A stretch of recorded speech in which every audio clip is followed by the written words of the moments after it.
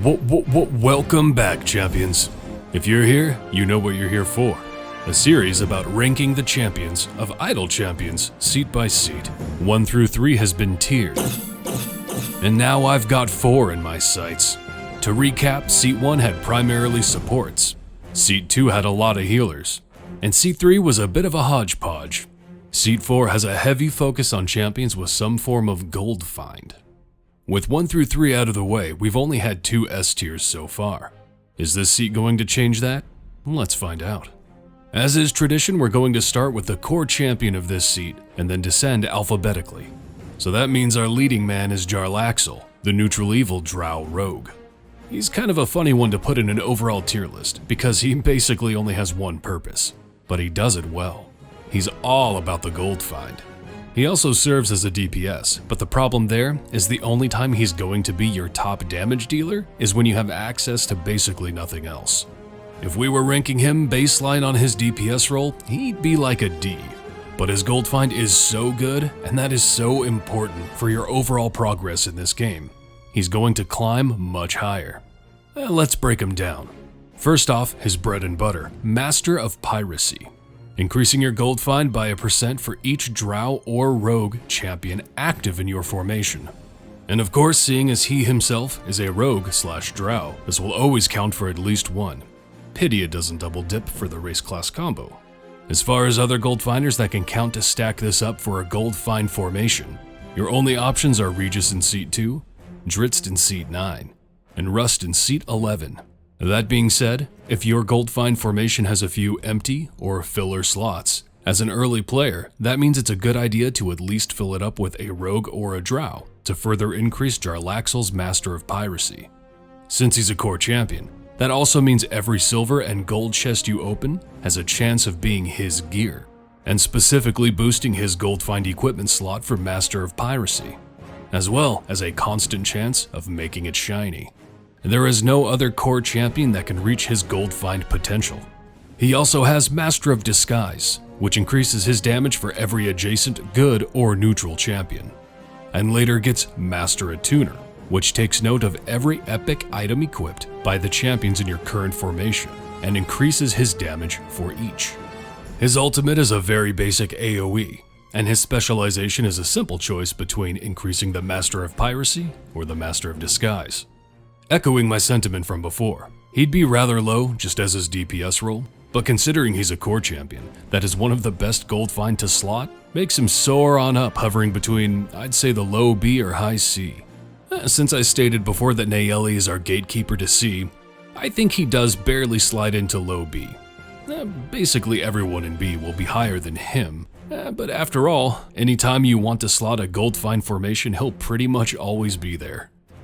Following our leading man is Baeloth, the chaotic evil drow sorcerer. And just like Baeloth, I can't contain my excitement. S tier. I know some people will probably disagree and think he's more in the A range, but there are a few things just mechanically that I absolutely love about his design. And I think everything he brings to the table is enough to barely slide him into S. Let's get into it.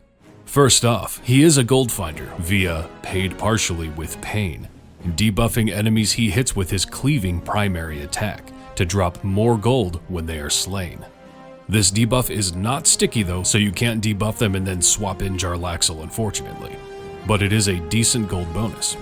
His formation ability, Cause for Celebration, is pretty lackluster, but it is important to mention for a future ability. When a champion in the column ahead of or behind Baeloth kills an enemy, they explode in confetti, dealing either 50% of the damage dealt by the killing blow, or 1/4 of the target's maximum health, whichever is higher. This doesn't scale with debuffs, so honestly by itself it's never going to be a lifesaver or damage output increase, but it does slow enemies for 10 seconds, and can chain if the explosion happens to kill something. So it's not totally useless, but And then he has 2 of his hefty group damage bonuses, Morbid Excitement, which is a buff that scales with stacks and is applied to those in front of or behind him again. It gains stacks either when an enemy drops more gold with paid partially with pain, explodes due to Cause for Celebration, chain kills from Cause for Celebration, or a champion in front of him takes damage. and you lose 10% of his stacks every 10 seconds. Oh, and you gain lots of stacks if a champion dies. You might think, that sounds kind of pointless. Well, let's talk about his other hefty damage bonus formation ability. Generous Djinn. Generous Djinn. With Generous Djinn, every 60 seconds when a champion dies, Baeloth's servant, Najim, will bring them back to life with 1 HP and make them immune to damage for 20 seconds. From then on, as long as that revived champion stays alive, they increase the damage of the party. So not only are you saved in your time of need, you also gain a damage boost when you need it the most. But that's nowhere near all this ability has to offer. You'll see this icon once the buff is active on them, and since it persists, you can put it on your entire formation, including Baeloth, which makes it stack multiplicatively for each one active. The caveat here is once they actually die, they will lose it. And if they are removed from your formation, they will lose it. So it takes a bit to get it on all 10 members and maintain it. But if you do, you get a hearty, fat heckin' buff. If you do lose it, you can always build it back up again. But again, it takes a bit to get going. On top of all of his utility and buffing potential, he's also one of the very few champions of the game where each of his gear slots directly increase either damage or his formation abilities. Almost all champions have 2 equipment slots used up for either increasing the damage of their ultimate and reducing the cooldown of their ultimate. Not Baeloth. 5 of them increase his buffing potential, and 1 increases his gold find. This does make his ultimate attack's damage worthless, but who cares? Because his ultimate is used for one thing, to pop his morbid excitement stacks to their absolute maximum. His specialization choices are between increasing the cause for celebration related stacking values and increasing the damage bonus, or increasing the maximum stacks of morbid excitement, increasing its damage and giving his ult more utility, or increasing the duration of the invulnerability of Generous Djinn, as well as increasing its damage output. And if I forgot to mention, when he does revive that champion, they are immune to damage for a duration. If you're willing to put in the work of having multiple members of your party have the Generous Djinn buff, the 3rd specialization is by far the most performing. Oh yeah, and he's available for every patron. Just a really damn solid champion. Next in line is Desmond, the chaotic good human ranger. At first glance, he can appear a bit complicated, but really it's not so hard to understand. So let's dive right into his mechanics. To start, Noble Heart increases the damage of adjacent champions. Super complicated! But then we have Howl at the Moon, which cycles through all 8 stages of the moon in 15-second intervals. He decreases the attack cooldown of adjacent champions based on the cycle, Full Moon giving the most reduction, and New Moon giving nothing, and appropriate scaling between. Later, he also gets Devotion in Dark Times, which increases the damage bonus of Noble Heart, but in reverse. New Moon giving the most increase, and Full Moon giving nothing, scaling between. So basically, you're bouncing between more damage and more attack speed. At the start of every full moon, his ultimate attack will recharge, and when used, his ultimate attack makes him leap out and attack an enemy. But more importantly, after that, he increases the effect of Noble Heart by 300% for 30 seconds. His specialization choices are all about increasing one of these mechanics. The first makes the moon cycle twice as fast, allowing him to recharge his ultimate faster. The second makes full moon last longer and new moon be shorter, making his attack speed increase more effective. The third reverses that, making new moon last longer and full moon be shorter, lengthening the uptime of the Noble Heart damage bonus, but also gives 100% additive bonus to Devotion in Dark Times.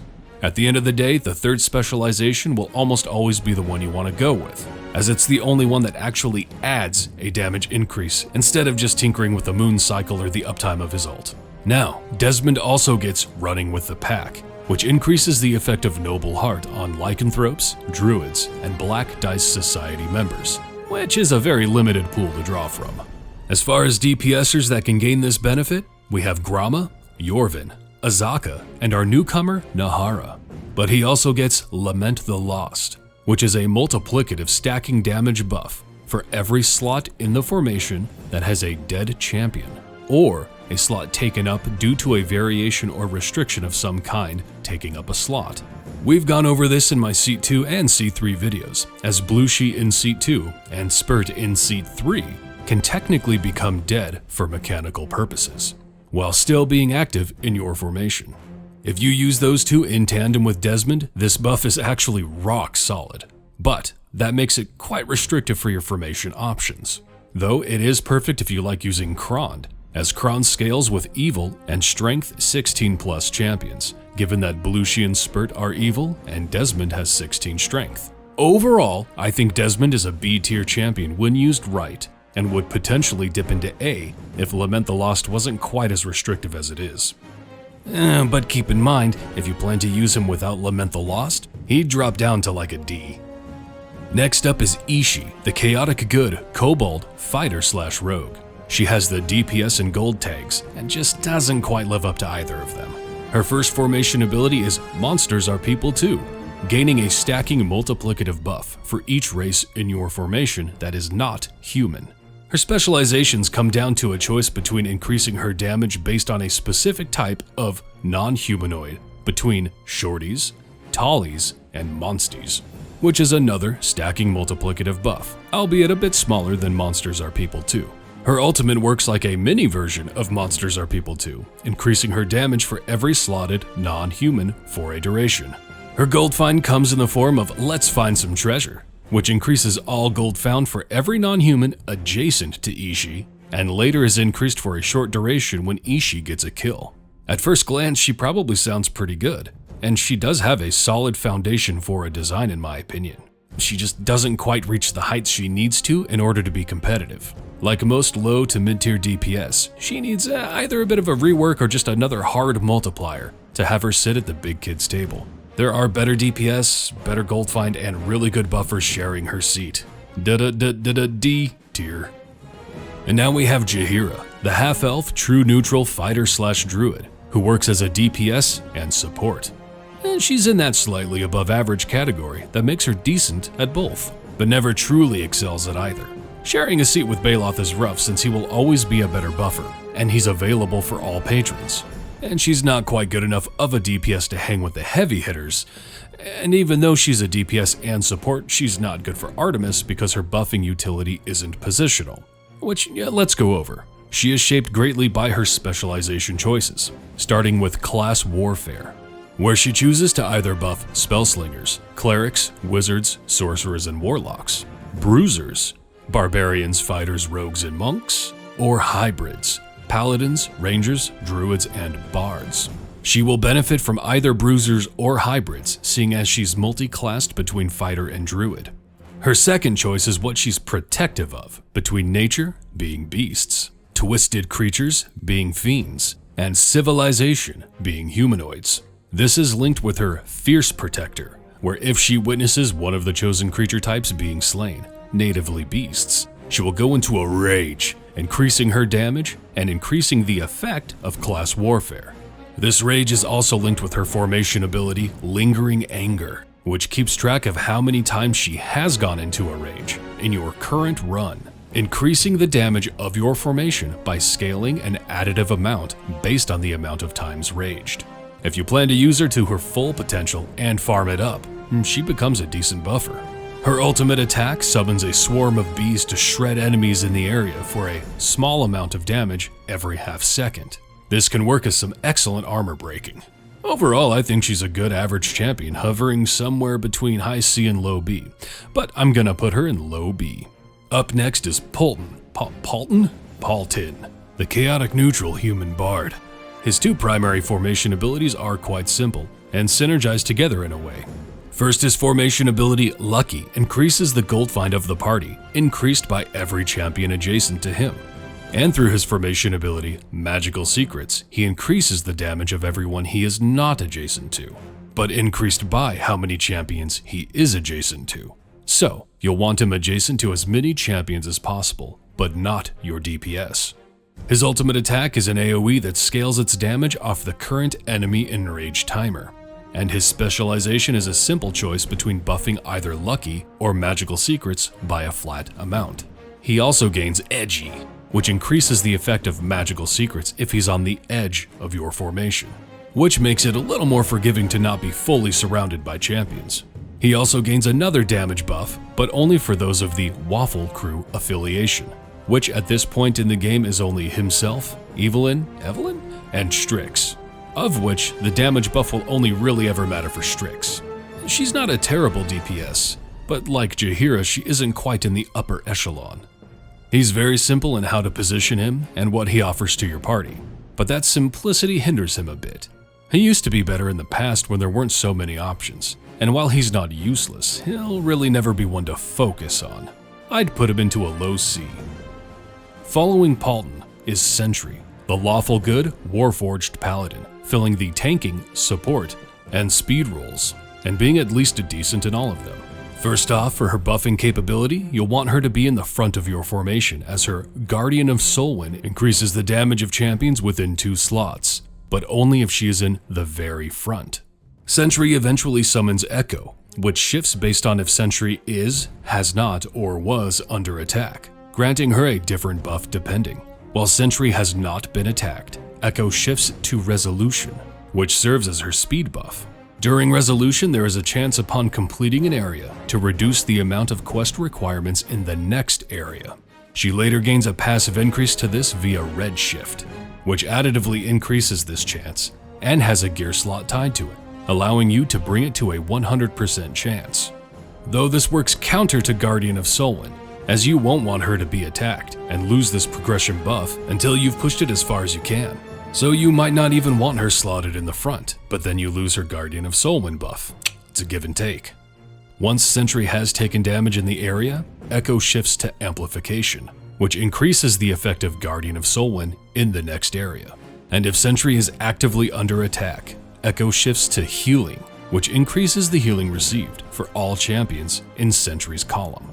Sentry is also our first introduction to the Heroes of Aerois? Most of those affiliated add to something called the Aerois Synergy Pool, which scales up for each member, adding to the pool and increasing a formation ability for each member based on the overall pool. In Sentry's case, she adds to the pool for how many enemies are on screen, and then her Guardian of Solwyn is increased based on the total number of the pool. She's a decent tank, an alright buffer, and she'll have a slot in any speed formation you'll make. A very useful champion, but not the best at anything. I'm tempted to put her in a high B, but I think she slides into a low A simply for her speed utility. Lastly, we have Stoki, the lawful neutral gnome monk. She has the support and gold tags, and her entire kit revolves around debuffing enemies with a mark of key, which she eventually can stack up to 5 times on each enemy, applied via her multiple hitting primary attack. For each active mark of key on screen, she additively scales a damage buff for the party with Key Strike, but only for those on the edge of the formation. With Golden Palm, she also additively scales up a gold find bonus for each active mark of key, but only for those adjacent to her. So you'll want her adjacent to your DPS, and you want your DPS on the edge of your formation. Her specialization choices are between triggers when she hits an enemy with full 5 marks of key. The first being a 33% chance to stun enemies with 5 marks when she hits them, which also causes them to take 400% more damage during the stun. Or a 33% chance to cause a key explosion, dealing 10 seconds worth of your bud damage to all enemies in a radius, which applies mark of key to all enemies hit.